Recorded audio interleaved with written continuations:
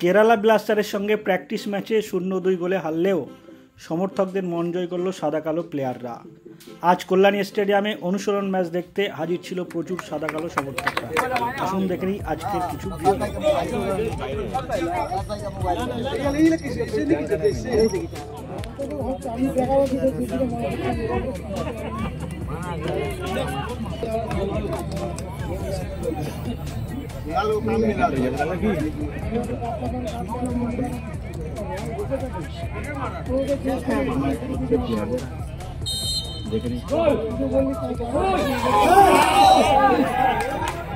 আমাদের টিম 15-16 দিন প্র্যাকটিস করেছে, আর কেরালা ব্লাস্টার তো প্রায় 2 মাস ধরে প্র্যাকটিস করছে।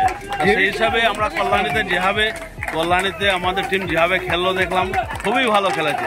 আমাদের টিমের আমরা ভরসা পেতেই পারি, এই টিমই আইএসএলে খুব ভালো রেজাল্ট করবে আশা করতে পারি।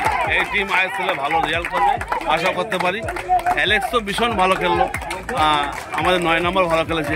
17 নম্বর লাস্টে নেমে যা খেলা দেখালো, দুঃস্পর্শ খেলা। আমরা 2টো গোল হয়তো খেয়ে গেছি, তাহলে টিম আমাদের খুব ভালো খেলেছে। আমরা আশা রাখতেই পারি আইএসএলে ভালো রেজাল্ট হবে। মোহামেডান স্পোর্টিং আইএসএলে ভালো রেজাল্ট করবে। জান জান মোহামেডান, দিল প্রীতম প্রীতম